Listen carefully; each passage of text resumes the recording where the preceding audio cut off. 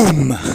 Hope you guys and girls are having an incredible day wherever you are around the world. My name is Alistar, 11 years now in crypto, and we make millionaires in this channel. If you guys like that and you guys want to be part of this massive movement in the cryptocurrency industry, make sure you hit subscribe, make sure you are liking this video for future to get more of this awesome content that helps you guys and girls create life-changing money for free in your own life. Now, if you guys are new here, I keep the noise out of the crypto space and we give you guys the news that actually moves the market. So again, if you guys like that, subscribe, notifications on, cheers. Okay, let's begin today with a very, very special video that I can finally talk about that has been a very long time coming, and this is Monero.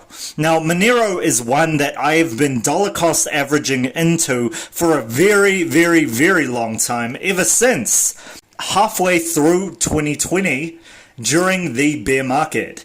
Now, during the bear market, it was a great time to get into Monero because it was at a very, very low historical price, which we will go into right here. Now, I remember dollar cost averaging around the $40, $50, and $60 mark around 2020. So let's just load this to see, and I ended up selling around $500. And that was, yeah, $500. A little bit more, a little bit less. So how did I know that this was going to happen?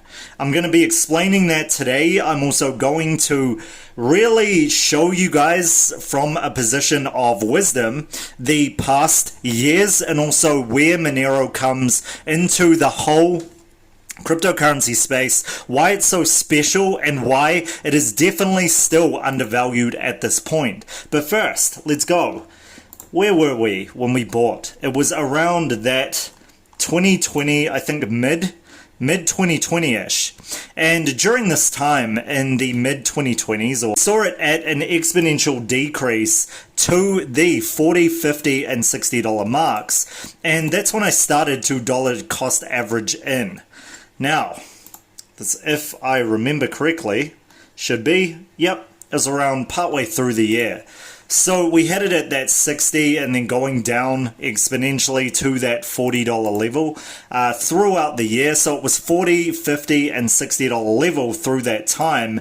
And during 2021, I definitely knew that because the whole privacy scandal was happening again, to hold on tight to these and really not let them go unless they had an exponential increase. Now, I set the sell target pretty much for the $500 mark and walked away. Now, the great thing about this is that we played this within the ASC Alpha group before the ASC Elite had come into being the next trading group to focus on. So a lot of you out there in the ASC Alpha made huge amounts of life-changing money through this trade, and I'd just like to say congratulations. You guys made a huge profit that we're going to put on screen right now of profit, and shout out to you guys and girls who have what they call diamond hands in cryptocurrency and just are able to keep hold of something very important. Now, why is this important? This is important not just because of the life-changing money, not just because of the FUD and the privacy issues where they were delisting this coin on certain exchanges and people were revolting by increasing the price exponentially, but also realizing that this $500 level that I sold it at, and that was in May at some point, yep, around May. At that $500 level, I can tell you guys 100%, I still thought it was way undervalued at that point. So realistically, I have no disk space. No, realistically, thinking that this was going to exponentially go up, but I ended up taking profits during those few days in that point of the $500 level because I still thought that this was undervalued at that point, and that's the reason why I was so iffy about this, about selling at this point, was because I realized how undervalued it is. And we're going to go into really how undervalued it is, and finally I can talk about this in the position where it's just way too undervalued, and I've been there, done that with the trading group, so I'm able to give this to you guys today in terms of future value for you guys and girls when the market starts to take off once again. So we are past this point of news, but I want to go through this news with you guys and girls because I feel it's very, very important that you understand this. Now, there was FUD where there was a few different exchanges that actually took down XMR and stopped trading it as a privacy coin. This was because there was a lot of FUD happening around the world about this coin. Now, what do they say? Monero emerges as the crypto choice for criminals. And that is very recent news that we have right now, and this is very important.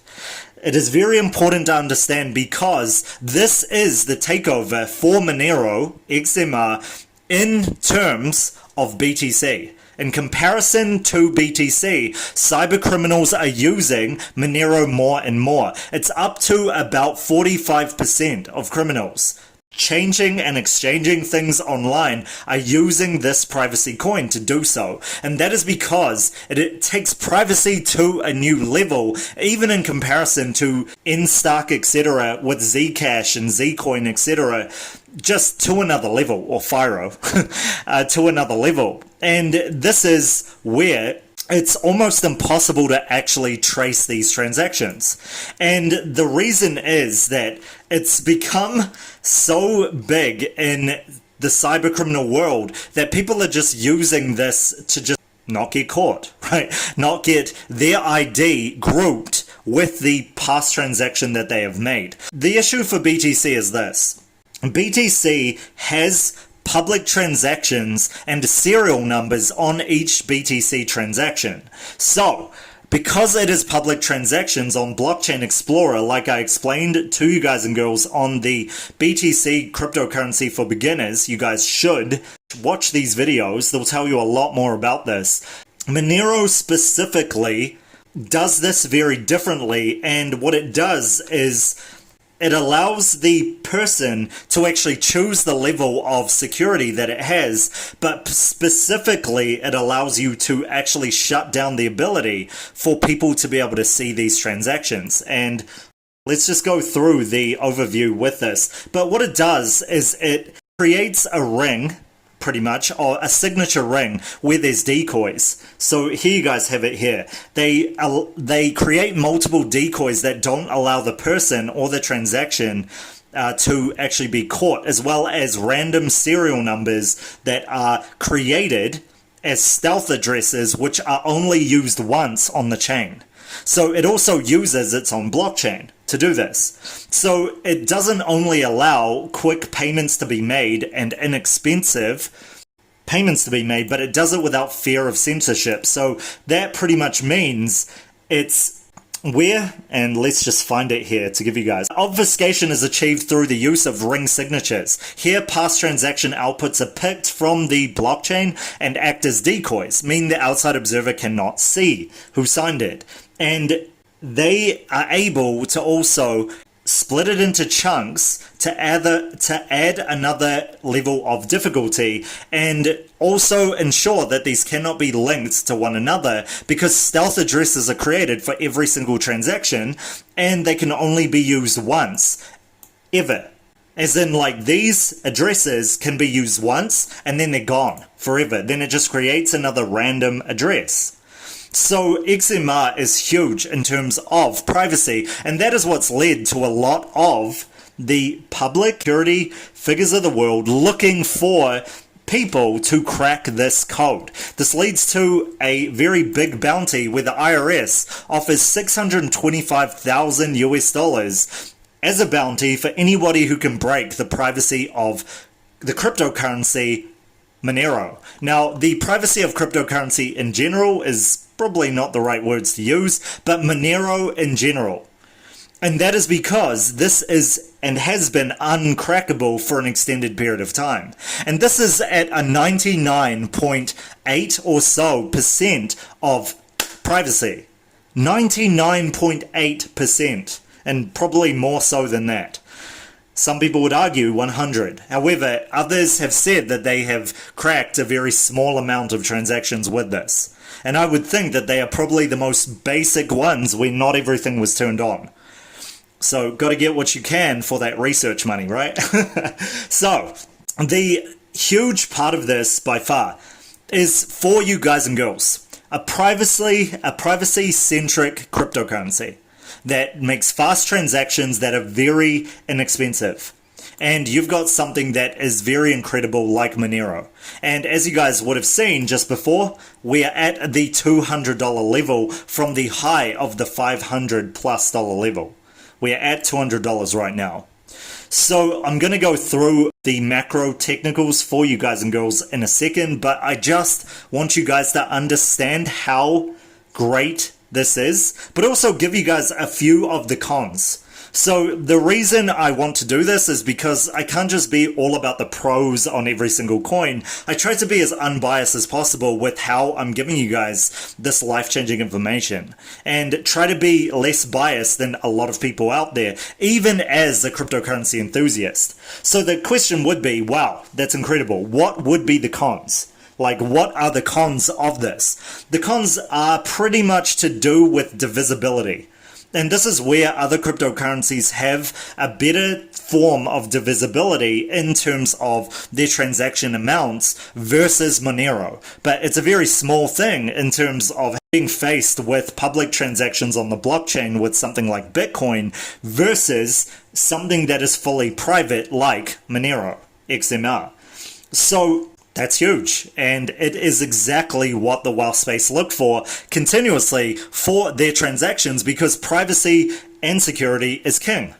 It's absolutely king. This is what is true decentralization. Truly decentralized cryptocurrency, truly decentralized money in general comes from this. You cannot build something like this without having full decentralization. So this is as far as it comes to true decentralization. You cannot have a decentralized cryptocurrency like Monero or cryptocurrencies in the decentralized space that are able to be tracked continuously and just are able to be recorded, because that is exactly what we have today with fiat. That is exactly what is one of the problems with fiat currency. That also is what makes it insecure or unsecure for the everyday individual to have, because everything can be tracked. Now, obviously, I'm not saying this to be on the side of criminals, etc. I always do the right thing, and I always push other people to always be good people. I'm not saying it because of this at all. However, to be truly decentralized, you need something that has a certain level of privacy that doesn't just allow anybody to come and find records of this if they just start snooping around. That is what separates this, and also what actually removes the middleman fully from the equation, which is exactly what we need. We need to remove the middleman, or find a way to remove the middleman from the equation of currency in general. So let's go on to the technicals of this, and let's look into the macro. As you guys can see here, we've had an exponential increase over here at this point. You guys see that in 2017 we hit almost the $500 level, and now we see it come to this position where it's hit that $500 mark, and just after that right now at this position at that $500 mark. So we've had a huge retracement downward, and we could see an exponential rise once again, because this is a very nice cup that is formed. Now, this could see a little bit more retracement, but this is a very, very strong level of support and resistance. However, I could see it going down to that $138 mark. If it cannot hold this level, I could see it going down to that $130+ mark at some point in the future. And this is a good thing for you guys and girls, because this is a very, very strong support level we got here. It's actually the start of the first parabola that happened during the previous bull run.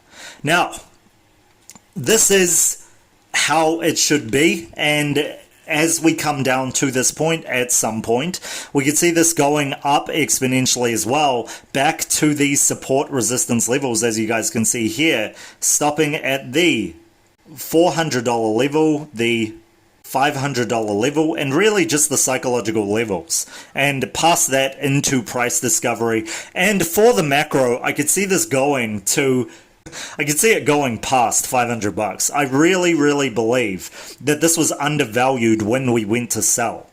I really believe this was undervalued. I really believe that this is worth a heck of a lot more than it's gotten credit for. Easily up to the $1,000 mark. And that is because, again, not for cyber criminals at all, but it is the huge form of payment, and crime is still rampant, especially online. And with more and more people who are in the more poverty class get access to the internet, it is more likely, by population average, to have more crimes. And this is where this will come for a lot of people as the new thing to turn to, because it is the most safe, the most secure coin by far in cryptocurrency. So that is what makes this so unique. And if that wasn't enough, this goes into right here. The goal is simple when it launched in 2014, to allow transactions to take place privately and with anonymity. And even though it's commonly thought that BTC can conceal a person's identity, it's easy to trace payments through their original source, because blockchain is transparent. On the other hand, XMR is designed to obscure senders and recipients alike through a use of advanced cryptography. And that is why privacy and security belongs with Monero. And when you couple that with ease of use, boom, we have life-changing money. So once again, congratulations to you guys and girls for getting this life-changing money from the very low points of the $40 mark to $500 per Monero. So congratulations, and thank you guys and girls for tuning in. So let me know what you guys think of Monero in the comment section. I am looking forward to more news with what the dark web, as well as the US, as well as the IRS, etc., are doing about these kinds of transactions over the interweb, and what are they doing? Are they cracking the code, etc.? Do you guys think its code can be cracked? Do you think Monero's code will be cracked by somebody? And do you think this will spark a revolution of FUD in XMR? Leave it in the comment section below. I love hearing you guys and girls' comments. That is it for me. I will catch you guys for the next one tomorrow.